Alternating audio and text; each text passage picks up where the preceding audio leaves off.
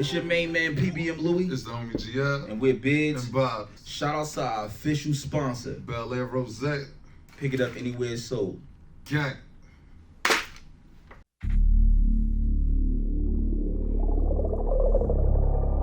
Yeah.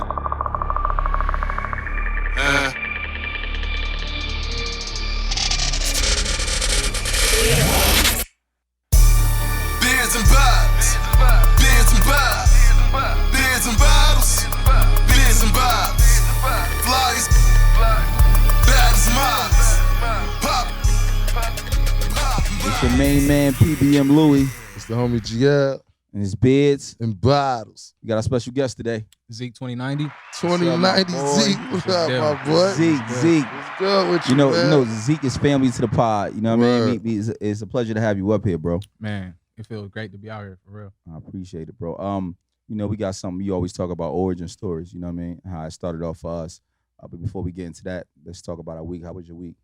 My weekend was a vibe. You know, I was at Telepayton, man, 246 Mulberry Street, downtown North. Right. R&B Saturdays, Halloween costume. The baddies was being real bad. Real bad? Acting bad, yeah. Oh, is the baddies being real bad? Real bad. But thankfully you wasn't there because you wouldn't have wanted to see all that. You know what I'm saying? They was Gio, out you there. said the women was women in, you said earlier? Yeah, the women was women in here. Zeke, they was looking for you. They like they needed to do. It was the right roster weekend dreads. too. R&B. They wanted the roster dreads there. Yeah. Yo, but so you know my week, bro. You know, basically it was the week for the children. You know what I mean? For sure. We was doing some dope stuff at my wife's family house. It was like a little party. In the process, they had just certain houses on the block that you would go to. Okay. But after they go to the little certain houses, kind of like blocked off, you would just only go back to the house and they do their little kid parties, dance, little battles and stuff like that. And you know, I thought it was dope. You know what I mean? Hands down. You know, my daughters was one was a cheerleader, a scary cheerleader. The other one was like some type of witch or something off a new witch show or something. You know what I mean? Yeah. Hocus Pocus. I Okay. figured it You out. remember the name? I remember the name. It's hard to catch up. That's Yeah, I'm it's talking been out about since Hocus the Pocus 90s. 2 though. It's part 2, so it's Oh, missed the okay, new all one. right. And that was dope. Zeke, how was your week? Same. I had my daughter Halloween. They had instead of walking around the neighborhood, they had like a trunk or treat. Right. They open the trunk, design the trunk, and then have people from the community coming through. And then people vote on who had the best trunk. Oh, that's dope. That's Yeah, dope. I guess yeah. that's a safer way to, like, you know what I mean? For sure. Right, Sure. with a but, little bit of competition. since COVID, in for it, you sure. know? Yeah. My daughter had a blast. She was Maribel from Encanto. Oh, you know. I didn't know who it Yeah, was. I had to yeah, ask all her. right. She's like, I'm That Daddy. sound I'm like Maribel. so she was a Mexican. Yeah. Yeah, that's dope. Hey, yo. I don't mess with The Oh, views, yeah. the views of Louis It does sound not like a reflect. Mexican name. I thought it was This guy's Encanto. crazy. You know what I mean? Yo. So no, but I'm playing with you. I don't really. Yeah, so, word. We just joking. Yeah, No Kyrie. we just joking. You know, like I said in the beginning, we talk about origin stories up here. You know, and we want these conversations to be free flowing. At the same time, we want it to be honest. For sure. Also, you know, we want clarity of who you are. Let us know. Yeah, so my folks, both of them is from LA. Right. My mom's from like the west side of LA. My dad from Compton. I was born in Inglewood, but they're both urban missionaries. So instead of missionaries going abroad, you know what I'm saying, they go to the inner city and talk to the people, help the people, bring up churches. So we ended up in Chester, PA when I was 3, in a project called the McCaff. And you said you was missionaries? Missionaries. I got a question. Go ahead and let you Yep, finish. for sure. On the McCaff. I heard of the McCaff. He was Yep. out there in the Project. McCaff. Victorious Them Project. dudes was Poodles. where I met my childhood friends. I'll mention Mel. Like, so say I did 37 podcasts out of Right. 30 of them mention Mel, right? So we got Mel here today. He don't like to clap it up He for from Mel. the McCaff. Yeah, he from the McCaff, from Chester, and he from Irvington. He don't like to be seen on camera, but you gonna hear his voice throughout the pod. And we got T Rob in the building. We got VZ in the building. It's looking good, man. It's looking good. Obviously, homies you know, in we the got building. Irving G, in the building, names, so. Q, the usual. You know, Usual we got suspects. you know, I told y'all he family, right? So, you know, when he pop up, you know what I mean? Everybody from Cali, we don't get to see him as much. So There's you know, love. You know, his Love. brotherhood here. You know what I mean? Only the person we missing now is Wig, No, you know what I mean? Hoes and AJ. For sure. You said But hoes? Oh, so Jose. Jose. Hey man, be cool. You gotta be careful, bro. Right. But yeah, Chester, PA, in the McCaff, where I met, a childhood friend. How I know y'all. Right. And yeah, just a normal kid in the Upbringing. projects. Exactly. So how was it? Were you moving a lot as a child, being that your family was missionaries though? Nah. So we stayed in Chester for about 10 years. Oh, so all right. Yeah. Okay. Was it in the same house or just different locations? in the Same same house city? until we lived in McCaff for 9 years, and then right before we moved, we lived in a house right outside the Bennett homes. Word. And how was that living different from you being in California? And how old were you when you went back to Cali? I was 13. 13. So Yeah. how was the living? Was it day and night? Yeah and no, because honestly, my dad, they still had the same job. So when we moved back, we was in the Imperial Courts all the time. So it was just like being in the McCaff, you know what I'm saying? It wasn't really no difference. It was project niggas is project niggas.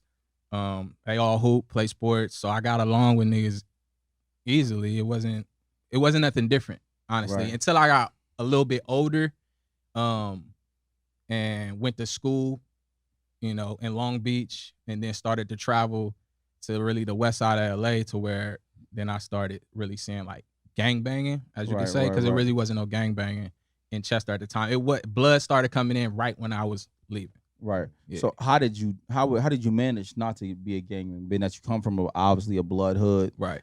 obviously back in Chester, right? And then you move to an area where it's several different gangs. Right. You know what I mean? How did you? Well, I played sports. I know that's but I played basketball. was I nice. started. I ain't heard no nice. stories. I ain't heard your name in no stories. Nah, I was nice, man. No I, paper clippings. I honed my skills in the McCaff and Chester Biddy. Right. You know what I'm saying? And then when I moved, I went to Long Beach Poly. I played varsity from 10 to 12. Right. Played against some niggas that or whatever. Yeah. Didn't have the greatest 11th grade year, which is really like when you get the year, recruited. yeah. And fizzled out from there. So bring us from that process, from you going from Chester to LA, right? Yeah. To Divian in the music. Where did the music come into play? That was after hoop, but before that, even like in the projects, and obviously in the church, in the choir sometimes. Me and my homies Kenan and Kenton, we used to make songs up for Tone Bebox. This is in Chester. This is in Chester in McCaff. Just playing around, but I hooped. I wanted to go to the NBA. After that, wasn't a reality. Once high school was done, After high school, you figured I'm not gonna go to the NBA. I wasn't even thinking about music. My homies, Mike and Daryl, them niggas was rapping. I wanted to be Dame. I was like setting up their studio sessions, doing shit like that. So music wasn't even. I was still trying to. You talking about Dame Dash, Dame Dash, exactly. Yeah. Yep. But at this time, you always knew you could sing. When you figured out you could sing? Well, he said he was in the choir. Yeah, I always been in the choir. I always, I went to even when in PA, I went to the TCA, as a Christian Academy. They used to have like little things that you put on in Christmas and events and shit like that. I always sign up, get a part, singing it, but it was nothing to me. It was just like, it was something that was fun. So bring us to us at the time from where you was at when you was singing. I guess you said you was I guess had other artists that you were dealing with, and tell us how you started like really diving into the music. Got you. So and then where it shifted from you. Where's the shift point? Boom. So working with my homies, shot them out. They had bars, but they couldn't do hooks.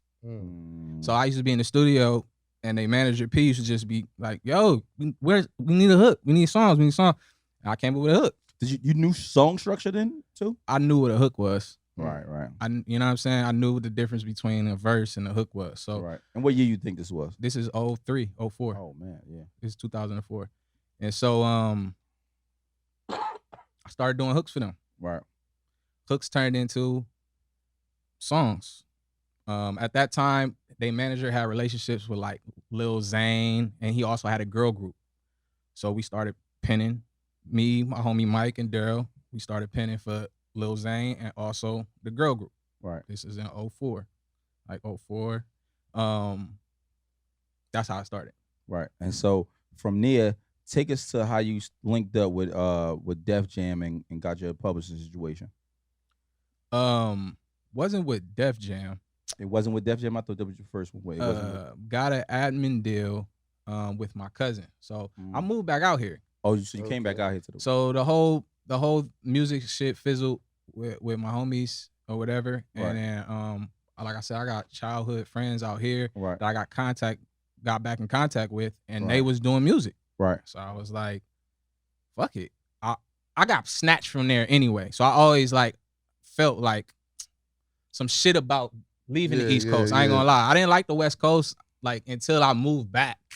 So I was trying to get back to the East. You was older. Yeah, I just was about to start high school. My folks was like, we leaving. Like, you know, it was to me, it was a fucked up time. Right. So I got back out here and I started working with my homies, and I was Stunt Mountain and I was rapping. So I ain't even you wasn't singing, you was rapping? I was rapping.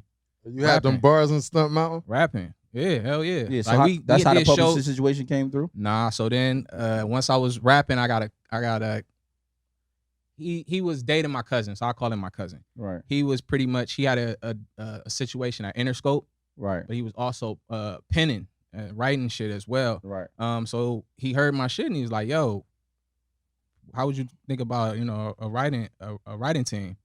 And so I started looking at possibilities, because honestly, I ain't gonna lie, I started looking at like, damn, being from Chester, I ain't really about to get no fair shake in Philly. Right. Because we went hard. Like I had a song up there on the radio. We went and talked to the major DJ, Cosmic, all that shit, and it just wasn't. And how old were you around this time? I was 19. You were still a teenager. So you came 20, back. 21. You came back up here around that time. I moved back out here at 19. I moved back to LA at 25. 24. So you stood out here for some years. Yeah, it was like 4 years. Oh wow. Yeah, with Stunt Mountain. Right. Put out projects with them. We did shows. You know, I mean, opened up for DMX. Yeah, shows with talk Meek your Mill. talk, at that man. time, Stunt Mountain, you know, back in the early 2000s, like 2009, early 2000s to me, 2009, 2008, 2007, those years. That'll be the late 2000s. Yeah, I guess those late 2000s. They was like doing their things then. We was coming to their parties, events. You know, me and Buck, you know, Buck is our brother. So, you know, me and Buck bonded through, you know, family and other things. You know, so we used to go down there with him. And it used to be like a beautiful thing. We used to go down there. I mean, one time we went down there. This guy got so drunk, bro. What happened? Not my We boy. had to carry this guy inside the car. This dude was so heavy. This thing was great. Throwing Not him my all over boy. the place, man. Yeah. When I say Shout out- women, though, When they said my God, open Stunt- bar, my boy got his money's worth for that. Remy everything. This boy he drinking whole pints and fifths by himself. I'm like, shit, you got your own money worth. Shout out Stunt Mountain, man. Marv, shout no out other Stunt Wig, Hoes, Fuzz. If it was Fuzz. social Shout media out back Fuzz. then, Versace Fuzz. like Versace Fuzz. Put some we go respect crazy. on Put his some name. respect on Put some Versace respect Fuzz. on my boy name. Yeah, nah, we had a ball. We used to go in the clubs, just turn the club up.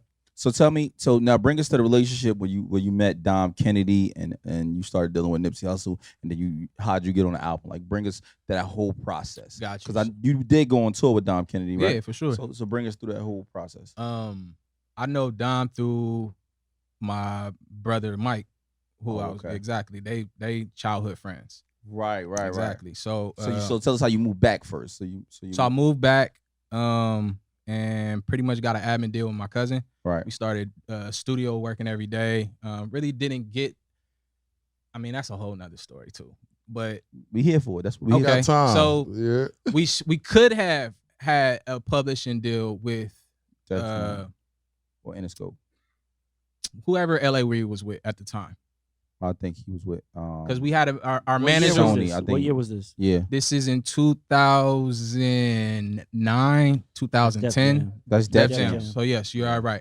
Our manager at the time was Max Goose. You guys can look him up. He worked with Destiny's Child, like all that shit. So we could have did the shit with them, but they would have got more percentage. We got approached with an admin deal, which it would have been, we took 90 and they took 10 just for administrating it. And to me, I thought that was a great a deal, but if we got work, 90%. so they wasn't going to get us no work, and we was new. So that shit really fizzled. We worked with A. Marie. We worked with a couple international acts, but it didn't really go nowhere. Right. And with the money I got, I really didn't do what I was supposed to do. Like get a studio, get some studio. What's the most you made off that situation, that deal? 20 grand. And oh man, I was as a youngin'. What, you was 23 at the time, 24? Yep. And that was probably some of the most money you ever seen at once. I told my homie, I was like, yeah, I'm not working again. It's over. You're a rapper. Not my boy. I thought it was gonna be consistent, right? Right. And we didn't really get no work. So the difference is, if we went with that, they would have been sending us to studios. They would have got more percentage, but we'd have had work. Yeah. With the admin deal, we had to actually go out and get our work. It'd have been a 60-40 split, and you'd have got more. But facts, because they would have had to put us in so those, let me not cut rooms. y'all off, bro. I'm under, my big bro. He just got, the situation with Def Jam. He said to me, Louis, stop doing these deals with these other dudes. That shit is small. I'm like, what you mean? He was like, bro, you rather take 15% of $1 million or 0% of zero. I'm 100% of zero. Yeah. Right. Man, I'm like, you're right. I'd rather take, 15% of $1 million than 100% of zero. He's like, so just put your deals together like that, structure your deals like that. And from that day forward, I started moving things around a little different. But you was 20s. For sure. And I want to shout out my cousin Julian Lowe too as well. He really helped me in my songwriting maturity, because you rap, but you when you start writing pop records and shit like that, you gotta learn about beat sections and bridges, and he pulled me along. I had bars, so he used to let me write the second verses after he get the melody and shit going. So he really, those years really structured me on how to actually write a song. So I don't want to leave him out. Shout out Julian. Shout out to Julian. Now so Movers there. What happened once that fizzled out? Obviously you spent that money.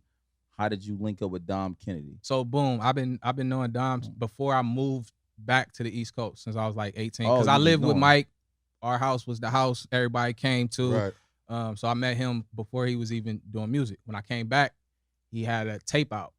And so naturally, he just started working. Because the relationship. Exactly. Yeah. That he started growing. I got on more of his tapes, and then went on tour.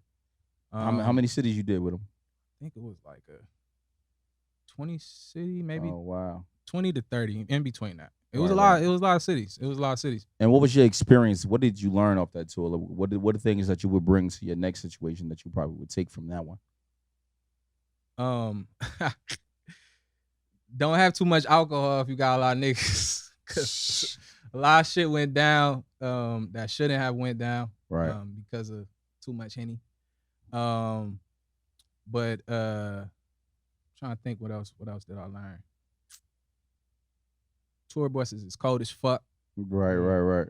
What about the actual stage set? How did you do the stage? You really gotta be focused every night. You have to bring energy every night. I remember one time, he was just like, yo, this shit was dry. I felt like it was dry too. And he told me, I respected it. But yo, tonight, everybody, this shit was dry, da-da-da-da-da. And, you're doing it every single night. You're not used to doing that every single night. Right. Did it start feeling like a job? No, it was fun. Like I remember texting my homie Daryl. I was like, damn, I forget where we was at, maybe Tampa. And I was like, damn, I can't believe like niggas is out here on tour, actually doing this shit every night, singing shit that niggas wrote. You know what I mean? That shit was tight. So fuck all the small talk. Hey Zeke, man, how was it working with Nipsey, man? Fuck That's what we really want to know. talk. Fuck all the small talk, man. Nah, it was dope. How'd you get that situation? I got that situation through. I'm gonna shout out Fallon, because I met Rollo through Fallon. I was writing with her. Which Rollo? Rollo Styles. Oh, He was an engineer and producer with Nip for years. You can go back and listen to all the tapes. He shouting out Rollo and all types of deal. So I met Rollo, and he started actually mixing my records. And then once we got the relationship, I started just demoing hooks on his shit. One of the hooks ended up with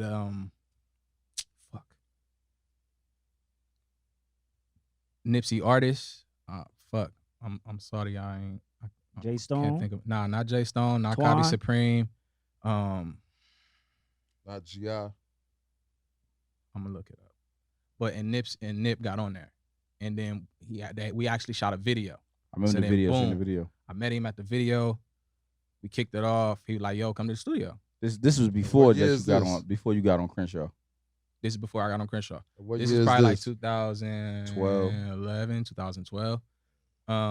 So yeah, he had a studio downtown, and I went there probably for like a month.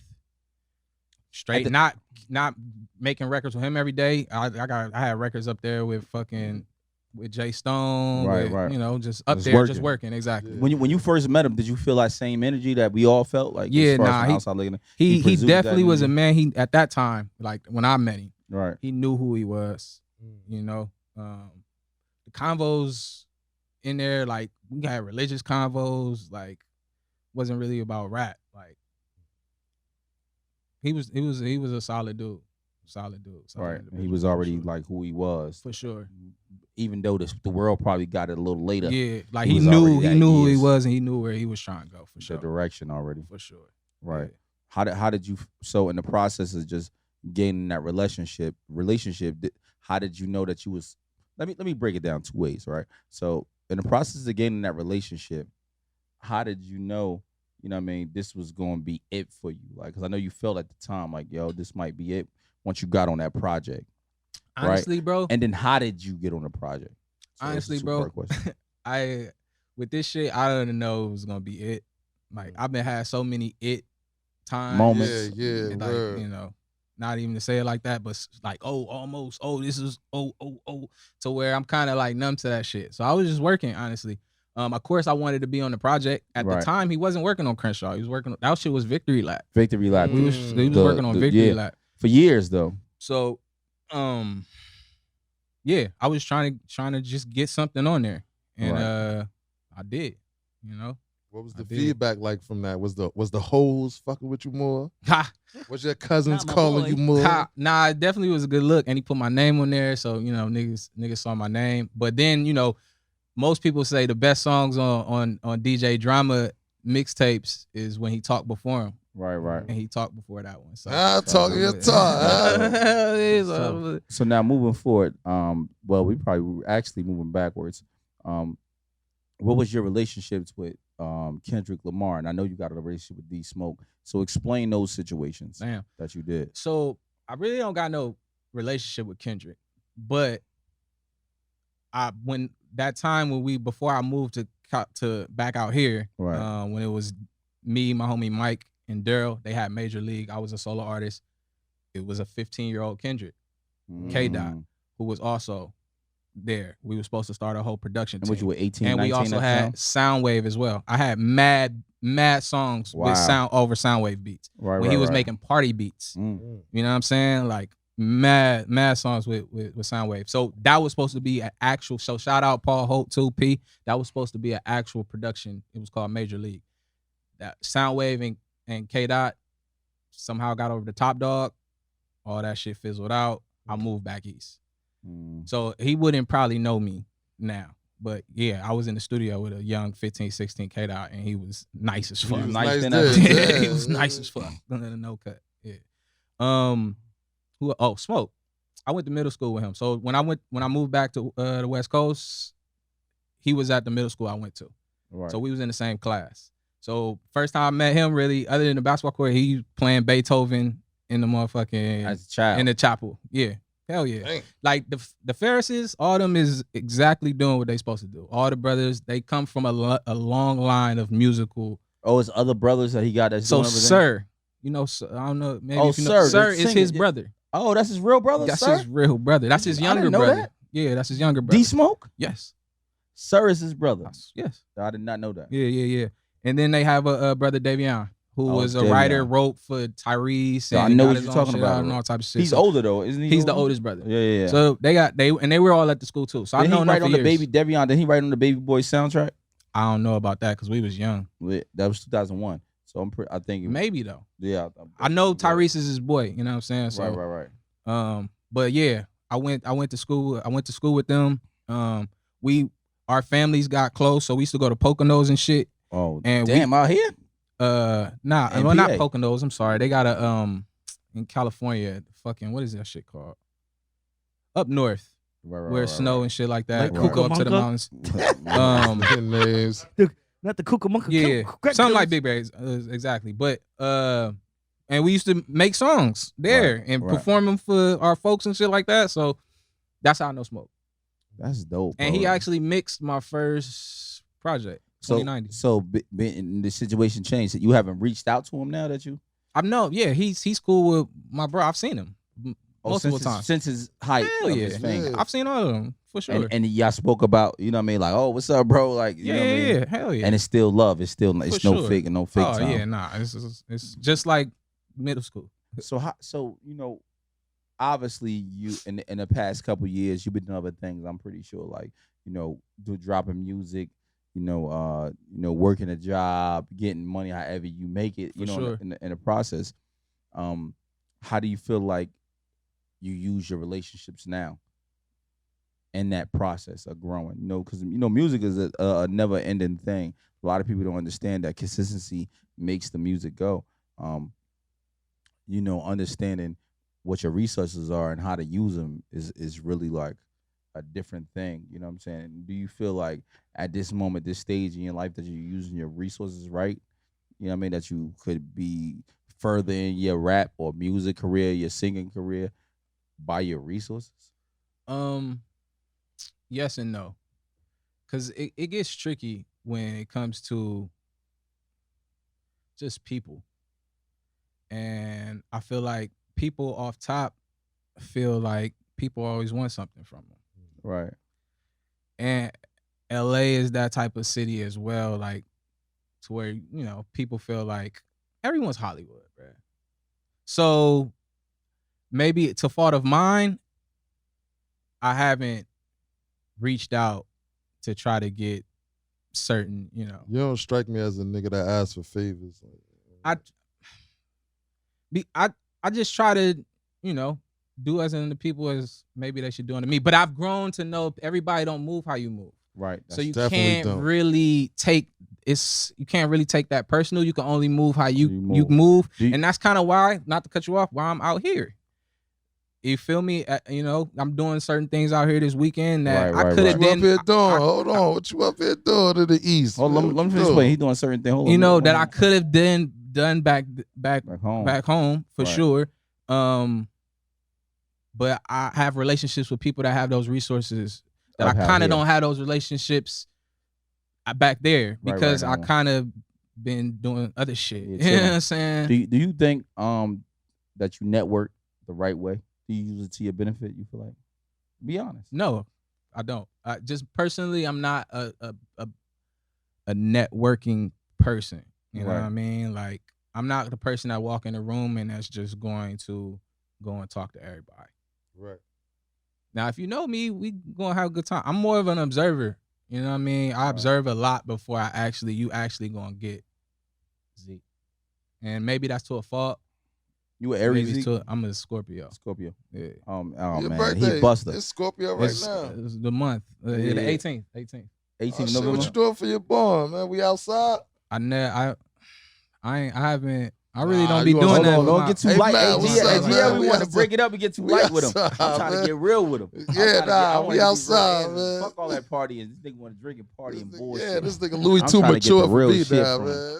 You know what I mean? Hey, so my whole thing is just like, you know, we you know, life is you know, sometimes you change steps, you know what I mean, but you keep pace. For sure. It's about moving forward. For sure.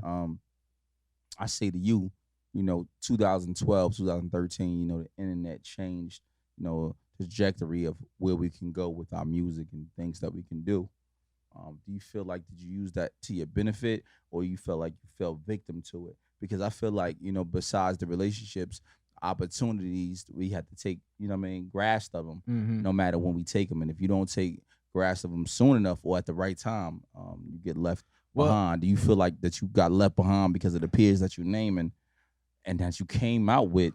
Well, nah. Hold on, let me say, like the people that you came out with catapulted to a different direction. You know what I mean? Probably went a little further than you have in your career. Do you feel like you didn't do the right things to move your career forward? I feel like everybody got their story, because all those people I named, they all cracked off at different times.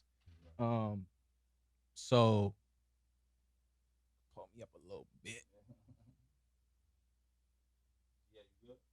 Nah, I'm cool, man. I still gotta be functional tonight. I Yeah. feel like I came up too in a different time. Like there was only Dat Piff when I came out. Sheesh. So there wasn't Remember them days. exactly. Right. So even recently, I just went on Dat Piff, had to because I only had CDs of my first joint. You had to go and grab the old I had to go joints? grab it to get it on the computer because there ain't no more putting discs in computers. You know what I'm saying? So I had to go get that to put it up on United Masters. Sheesh. So it was Dat Piff. We ain't really had no Instagram. Twitter was cracking. Instagram wasn't there. But I'm an artist at heart. I'm not really business. A business. I've grown too, but at that time I was just trying to get write a hot record. Man. Like I was strictly artistry. You know what I'm saying? So that's where for sure I lacked. But I feel like everybody, has they story or their journey or their trip to where shit we here because I'm putting some shit out. Right. You know what I mean? So now you here because you dope. For sure. And that you talented and you write it out. And not only that, we got a personal relationship. Those things matter. Personal relationship plus you dope as hell. Word. And you fire. You know what I mean? And you got a story. You know, but this up here, we talk about lifestyles. Word. You know what I mean? You got one of them guys, and I think sometimes you be so reserved. Yeah. I mean, in the past we need to know that you that guy. Yeah. I mean, honestly, I feel like hopefully what would you consider as that guy? I feel like this, right? It's on the East Coast, right? Yeah. On this side of town, from where I'm coming from. You know, I grew my platform from what I have, and so far I never really I never been with a Nipsey, never knew a Kendrick Lamar. I never had no producers. I never had any major producers at all. No other writers, and from whatever small little campaigns that I do have, and whatever streams I am getting, is all from just, what I do have, the small things that I have. Word. And I feel like you have gotten opportunities and you missed the independent stance in those processes of getting those opportunities. I feel like if you would have, in the process of you meeting Nipsey Hussle, doing tours with Dom Kennedy, so on and so forth, if you'd have went there and did your own thing, had a little 3-song EP. Well, I did. I'm just saying how you be promoted on the internet. I feel like it would have went a lot further than just stopping it at that piff. Nah, and no, word. And at that time too, I wasn't rapping. So, all right, so I started rapping, but then all my hooks was singing. All the things I was doing was singing. So when I went and did a project, that project, R&B project, niggas wasn't doing R&B at that time. Right. Like, just keep it 100. Niggas wasn't thinking about the 90s. I was ahead of my time. Right. Which could be, you know what I mean? Gift and a curse. Exactly. It I was happens. way ahead of my time. Like, Drake was out, Trey Songz was out. Niggas wasn't really singing. That looked like me. Mm. And giving, you know what I'm saying? So, more people was in the club at the time. So I feel like consistency break barriers. Yeah, no. So you're right. So if you only got 15 fans, supply those 15 fans. Word. And that's probably where because I felt like no one gave a fuck. Right. And even, you know what I'm saying, motherfuckers, nobody gave a fuck about that. So I started just writing 100%. for people. Let me tell you a story, right? The homie GL, Arsenal the Rebel, Tax G, it was all of us. It was mad people that came out at the same time as me, right? Right. Say it was 25 of us. I'm just naming the names that I do know, right? The draft class. 25 of us. We used to all like the same. Let's say we had 2008, 2009 draft class for the class I came out, right? Is that fair to say? So we all came out at the same time. 15 years later or 12 years later, I'm the only guy that's kind of still doing it. Me, Arson, probably Tax G. There's nobody else that's still doing the music shit. And I stay consistent now. Just last week, I did almost 100 tickets or something like that in a week. A year ago, I did like 100. No, I did 300 tickets for my own show, me, myself, and it all came off the back of consistency. Now, I'm not saying this to say like, oh, I'm getting all this. No, I'm just simply saying to you that the people that do support me, they support me because they know they could depend on me. Word. And I feel like most people that quit early or just didn't give it as much effort, you know what I mean? What's name? Like the homie GL, 2016. Him and Buck was putting mad money into it. So yeah, Mel. They was putting mad money into it. So when they was putting so much money into it, they was like, man, you know what? You know, I'm gonna quit while here. I'm gonna take my losses where I took them at, and I'm gonna move forward. And they put out great music. The homie GL had like his last 2 projects. I was telling them, I'm like, yo, these joints crazy. Zeke is supposed to be on the You know what I mean? I was like, I'm listening to these joints. Hey, Mel didn't send the beat. I was mad at Mel. I was mad at Mel that he was back in GL. But then when I listened to his project, I understood. I'm like, oh, he back from GL because GL. But you know, everybody's journey records. different. He got you know men records. He was more diverse than I was. So I understood his play behind him. It was a money play. It wasn't because you was better than me, the homie GL. I mean, this the nigga Louis. Like, nigga Louis would compete with anything. Yeah, that nigga's a money play. That's cat. That's cap. You gonna listen to him. You my man. You know what I mean? The homie GL had, I ain't gonna lie, the homie GL had a lot of great records, and he had a more relationship. I guess not more relationship. We had the same relationship, but he had better relationship. People liked him more than they liked me. I wonder why, Louis. I wonder why. So, but it never mattered because the boy quit. So, huh? Right. Straight. Scamming. Trust me, I know, bro. Don't work for everyone. I understand what you're saying about consistency. Nah, that's why I'm not. That's why I totally understand, bro. And I'm just keeping it 100. Like because of all of the it's about the all the empty promises, real life joints, like.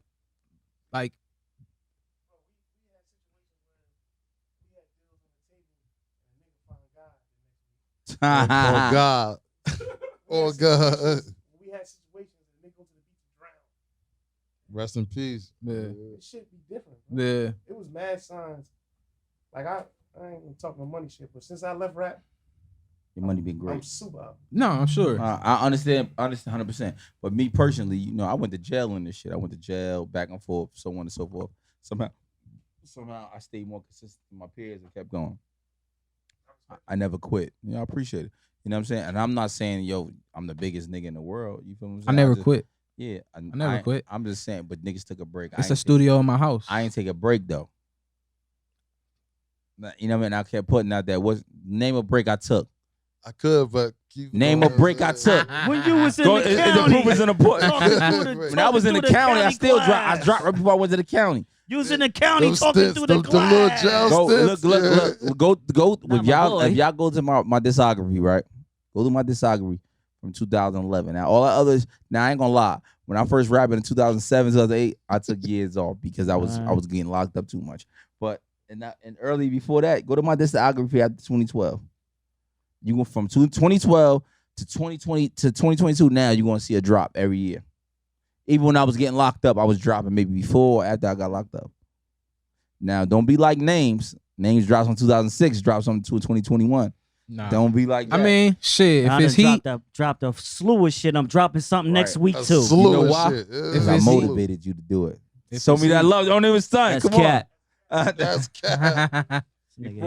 Before me, Names was dropping shit. Not my boy. I'm about to drop this with these booty niggas. What you just dropped, Zeke? Well, I haven't dropped anything yet. I'm dropping it either before the end of the year or the top of the year. No, but you about to drop the little freestyle, the singing freestyle. Oh yeah, I flipped that Diddy and Bryson Tiller joint. That's still content. Everything gotta move on. That's my vibe. I fucked that shit up. Let me tell you something. Me and Zeke, we got a record done maybe like 2 months ago. 3 months ago. We got some new shit we about to do tonight. We got a lot of joints that's about to come out for Zeke. Super talented. So I know y'all probably listening to him, and you know he got his whatever situations that came out.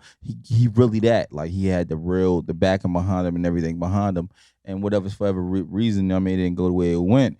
Moving forward, we just want to see you prosper. You know what I'm saying? Nah, for sure. And just on some real shit, when I put out my last project in 2014, I had my daughter.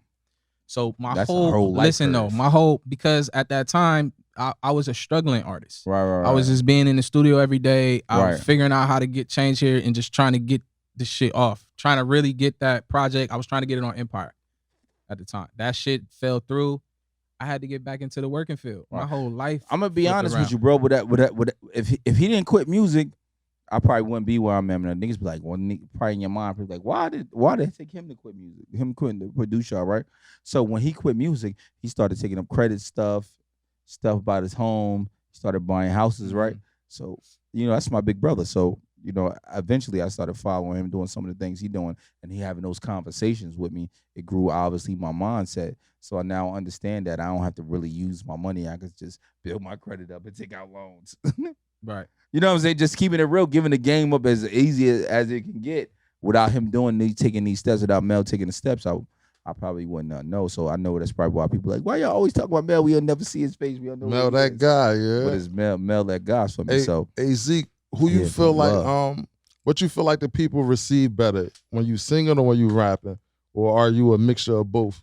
I think singing, because a lot of people didn't hear me rap. Most of that was distributed out here, on the East Coast, really in Chester. I think singing, but I am rapping on that Diddy Bryson Tiller joint at the end. I was gonna ask you who that was too. Yeah, that's me. That's me. And who would you compare yourself to if you had to another R&B artist? You the first R&B artist we had up here, so we gotta ask you a little. You the first one. You know what I'm saying? I wouldn't compare myself to R&B artists. I'm gonna say my influences as a writers. Okay. The Dream, Static Major, Babyface. Some of the greats. Fucking Kels. Missing somebody I know. JD, Pharrell. Right. Like I try to cater my sound to like how is this ranked to their records? Right. You know what I mean? That's my whole 2090s. The name, it's a sound. I came up with that in 2010 because I was writing pop records all day, fucking in LA, in Atlantic, and all these, you know what I'm saying, trying to make Lady Gaga records and get these shits off. And I was really tired of that shit. So I went back to, I grew up in the 90s, and that's where I learned to love music. So I wanted to put that back. So 2090 is like that feeling, but the future. You know what I'm saying? Fire. So I like that. When you hear my shit, it's going, because the 90s is a different feel. You know what I'm saying? When you hear that shit, it's different. And I just want to give that with a future sound. Right. You feel like them deals and writing for other people and doing what you receive money for, you feel like it took more than it gave? Because you probably gave up some of your best records on those times. No, I don't think I gave up my best records. So through the writing process, because we never wrote for anyone, well, I didn't. You feel me?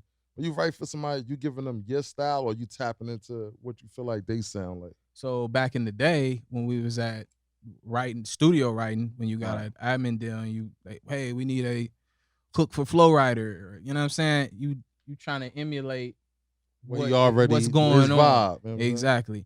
Now I like I was just working with a young lady, and we have conversations. She tell me what's going on, and I'm able to just take that, and after working with someone, figure out what works for them, and then cater that. So it might take like 2 or 3 sessions to figure out, okay, we need to do it this way for you to get this and be able to land this, or you know what I'm saying? But I like doing that. I don't like just going to the studio, just let me put on a tight beat and let's just write a record. It's not ever really going to me connect like that, and I can't do that every single day. But if I go to the lab with somebody, I'm working with somebody, and they telling me what's going on in their life, I can immediately make that into a record and a hot record. You know what I'm saying? With myself personally, I can't write unless it's like, and that's why we got that shit now, because I haven't done nothing for a minute. Right. And I got them beats from Marvelous. Shout out Marvelous. And I had shit to say. You know what I'm saying? So I really be inspired to write. For myself. For someone else, I just need to know what you want to talk about.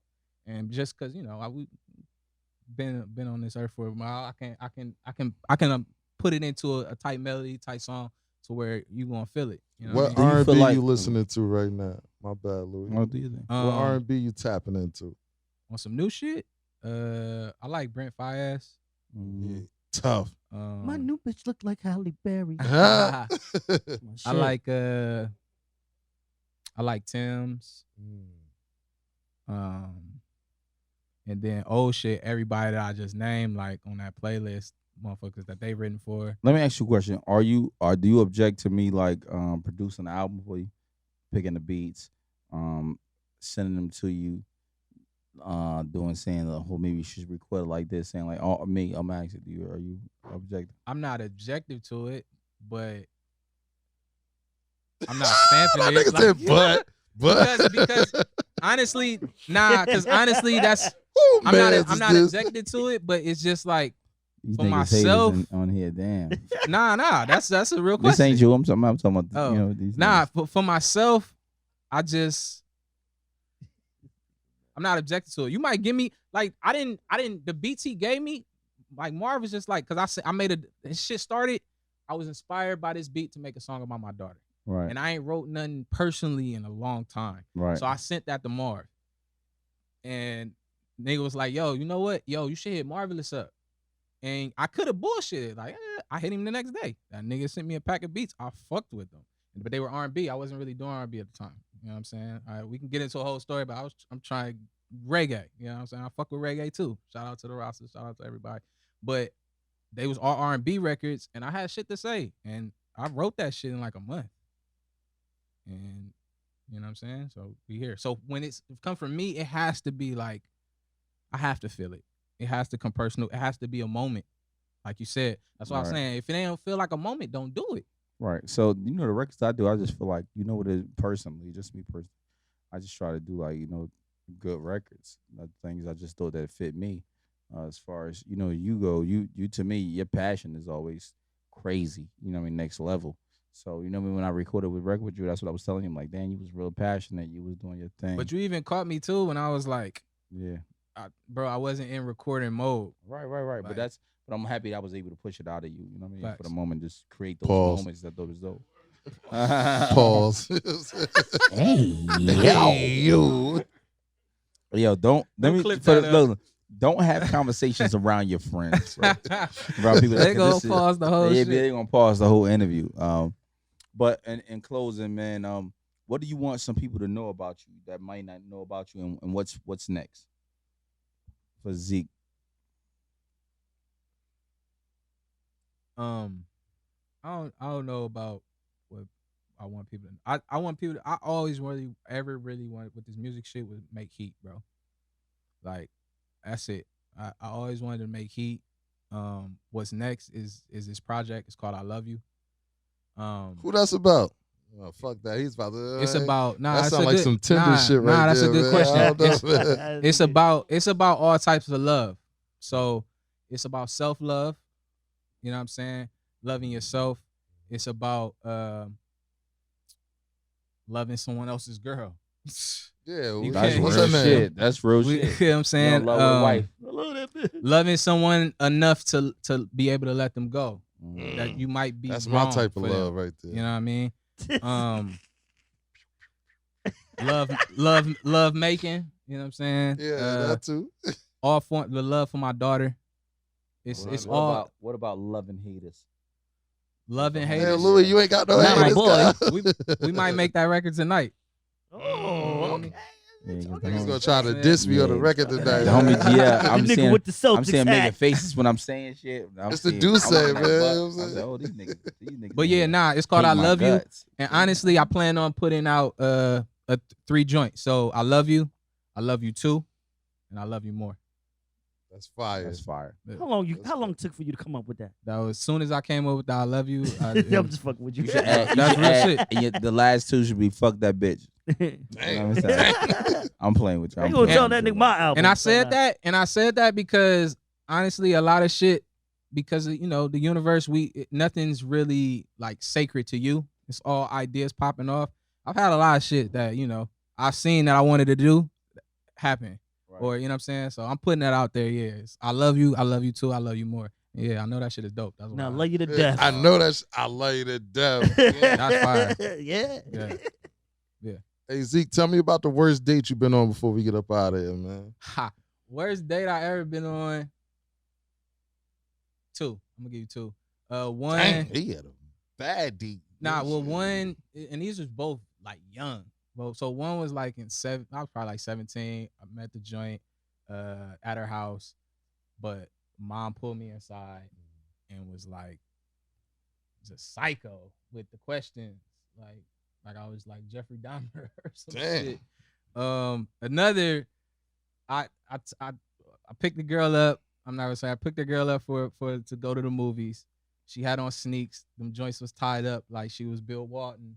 Like, hey yo, like nigga, like bruh, like she had ankle braces on. What? And I I told her I basically told her like tried to like basically like yo change them joints. Yeah. That ain't it, dog. And we hit as my people would say public air. We hit public air and yeah, it was just about I felt uncomfortable. I'm like her sneaks is just like choking. K-Swiss. Like, yeah. She like she was about to play a full court basketball. And this was like this was young too. But nah, she She had bread. She a millionaire. Nah, but those probably like ain't nothing crazy. But those jump off in my mind. Next time we up here, I'm gonna ask Louis his worst date because I know he done had some. My worst date? You want me to tell you now? Yeah, tell us now, shit. Time stamp this one. No, I can't tell you right now. Yeah, I'll tell you the next one. That's what I thought. I got to think about That it. sound like you had a whole lot of bad ones. I had like 2 or 3 worst dates, and I mean one But time you gotta go talk with management. I like, got a flat tire on one. That shit You was horrible. stupid. Yeah, you stupid. You say you're gonna be Imagine outside getting a this flat weekend tire on though. a date. Hold up, you say Shit you're gonna be crazy. outside this weekend. Yeah, where you at this weekend? I don't know. You got to ask AJ. But Yeah. I know Oh, we you shoot. booked and busy? Then? Nah. Tonight he supposed to be at Blush. I don't know if that he gonna go there tonight. You know what I mean? But I'm pretty sure at Blush.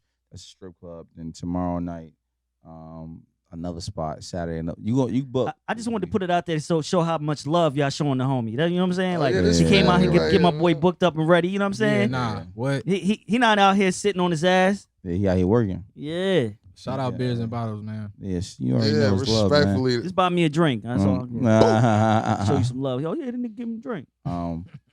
Once again, this your main man, PPM Louis. Is a great having you. We appreciate you for coming, Zeke. Thank you, man. I appreciate I being here. love you, Hey, bro. and shout out Names, man. He mastered He mixed the the record. project. Hey, look, we yo. try to give him as little Yeah, least love as we possible. don't really Yeah, shout you know, names yeah, out yeah, too yeah, We much. try to yeah, keep the shout most him handsome as nigga much. off the camera. You know what I'm saying? Yeah, single dude. Keep the grown man with the kinky twist off the way. Hey, Hey, yo, Nigga damn. got kinky twist. It's all You good. gonna Keep take him that off name? the You gonna camera. take that? Hey, It's we the grown man with the appreciate him, stride rights on today. You know Oh, what I'm no, saying? These not strike. These Mike and Mary. Fuck you. Why you trying to light me up? Yeah. Time to light him up? yo, It's like, nah, let me but do love. on some real shit, we appreciate everybody that coming that's tuning in. Thank you once again. If you want to subscribe, please subscribe right now. If you want to be a sponsor, anything, No make days sure off, you guys. Yeah, no days off. One of the sponsors for the day. If you don't see, if you don't know, if you want to sponsor the episode, make sure you just hit our DM Bids and Bottles on Instagram. Hit us up, sponsor the episode. Hit our email, $10,000 to network email, and get with us. We got you. Thank you again, Zeke, for pulling up. Any last words? I love you. I love you more. I appreciate y'all for having me on because I've seen y'all show. Hopefully you get like 10 views on here because y'all show be lit with all types of stories and all types of shit on here. So I appreciate y'all for having me. For sure. You already know. Shout out my guy Zeke. Gang. Gang.